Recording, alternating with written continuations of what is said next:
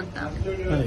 ಖಂಡಿತವಾಗ್ಲು ಏನು ಸಾಕು ನಾಯಿಗಳು ಅಥವಾ ಮನೆಯಲ್ಲಿ ಸಾಕ್ತಿವಲ್ಲ ಅದಕ್ಕೆ ಓನರ್ಸ್ ಅಂತ ಅಥವಾ ಪೆಟ್ ಓನರ್ಸ್ ಅಂತ ಏನು ನಾವು ಕರಿತೀವಿ ಅದರ ಸಂಪೂರ್ಣ ಜವಾಬ್ದಾರಿ ಪೆಟ್ ಓನರ್ಸ್ ತಗೋಬೇಕಾಗ್ತದೆ.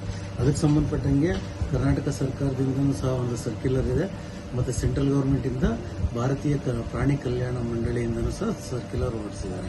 ಸೊ ಕರ್ನಾಟಕ ಸರ್ಕಾರದಲ್ಲಿ 2020ನೇ ಇಸ್ವಿನಲ್ಲಿ ಏನು ಹೊರಡಿಸಿರ್ತಕ್ಕಂಥ ಸರ್ಕ್ಯುಲರ್ ಪ್ರಕಾರ ಪೆಟ್ ಓನರ್ಸ್ ಅವ್ರ ಸಂಪೂರ್ಣ ಜವಾಬ್ದಾರಿ, ಅವರ ಪೆಟ್ನ ಅಥವಾ ಅವರ ಸಾಕು ನಾಯಿನ ಏನು ಹೊರಗಡೆ ವಾಕಿಂಗ್ ಕರ್ಕೊಂಡು ಹೋಗ್ತಾರೆ ಅಥವಾ ಏನು ನೇಚರ್ ಕಾಲ್ಸ್ ಅಂತ ಏನು ಹೇಳ್ತೀವಿ ಅದಕ್ಕೆ ಕರ್ಕೊಂಡು ಹೋಗ್ತಾರೆ, ಅದಕ್ಕೆ ಪರಿಪೂರ್ಣವಾಗಿ ಲೀಶ್ನಲ್ಲೇ ಇರ್ತಾರೆ.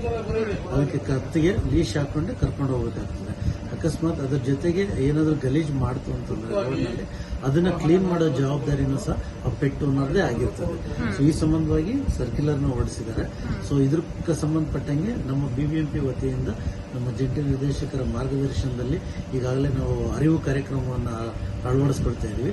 ಅದರೊಳಗಡೆ ಜನರಿಗೆ ಅಥವಾ ಸಾರ್ವಜನಿಕರಿಗೆ ಈ ಒಂದು ಕಾರ್ಯಕ್ರಮಕ್ಕೆ ಸಂಬಂಧಪಟ್ಟಂಗೆ ಅರಿವನ್ನು ಮೂಡಿಸ್ತಾ ಅಂತ ಕಾರ್ಯಕ್ರಮಗಳನ್ನ ಹಮ್ಮಿಕೊಳ್ತಾ ಇದೀವಿ. ಈಗಾಗಲೇ ಸುಮಾರು 2 ಕಾರ್ಯಕ್ರಮಗಳು ಆಗಿದ್ದಾವೆ. ಪೆಟ್ ಓನರ್ಗೆ ಏನ್ ಮಾಡಬೇಕು ಅಥವಾ ಸ್ಟ್ರೇ ಡಾಗ್ ಸಂಬಂಧಪಟ್ಟಂಗೆ ಏನಿರುತ್ತೆ ಅನ್ನೋದಕ್ಕಂಗೆ ಅರಿವುಗಳನ್ನ ಮೂಡಿಸ್ತಾ ಇರ್ತಕ್ಕಂಥ ಕಾರ್ಯಕ್ರಮ ನಾವು ಈಗಾಗಲೇ ಮಾಡ್ತಾ ಇದ್ದೀವಿ. ಓಕೆ, ಇನ್ನ ಏನಾದ್ರೂ ಈ ತರ ರೂಲ್ಸ್ ನ ಬ್ರೇಕ್ ಮಾಡಿದ್ದು ಹೆಂಗೆ ನಿಮ್ ಗಮನಕ್ಕೆ ತರ್ತೀರಾ? ಮಾನಿಟರ್ ಹೆಂಗಾಗ್ತಿದೆ ಸರ್? ಮಾನಿಟರಿಂಗ್ ಅಂತಂದ್ರೆ ಏನಂದ್ರೆ ಸದ್ಯಕ್ಕೆ ಅಕಸ್ಮಾತ್ ಈಗ ಎಕ್ಸಾಂಪಲ್ ಯಾವುದೋ ಒಂದು ರಸ್ತೆ, ಇವು KR ನಲ್ಲಿ ಇರ್ತಕ್ಕಂಥ ಒಂದು ರಸ್ತೆ ನಂಬರ್ 1 ಫಸ್ಟ್ ಮೈನ್ ರೋಡ್ ನಲ್ಲಿ ಆ ನಾಯಿನಲ್ಲಿ ಇರ್ತಕ್ಕಂಥ ಮಾಲೀಕರು ಗಲೀಜ್ ಮಾಡ್ಬಿಟ್ಟು ಹಾಗೆ ಬಿಟ್ಟು ಹೋಗಿದ್ರೆ ಅಂದ್ರೆ ಯಾರಾದ್ರೂ ಅಕ್ಕಪಕ್ಕದವ್ರು ಕಂಪ್ಲೇಂಟ್ ಕೊಟ್ರೆ ನಮ್ ಗಮನಕ್ಕೆ ಬರ್ತದೆ. ಆ ಕಂಪ್ಲೇಂಟ್ ಕೊಟ್ಟು ಗಮನಕ್ಕೆ ಬಂದಾಗ ಏನ್ ಮಾಡ್ತೀವಿ, ನಾವು ನಮ್ಮ ಟೀಮ್ನ ಅಲ್ಲಿ ಕಳಿಸ್ತೀವಿ.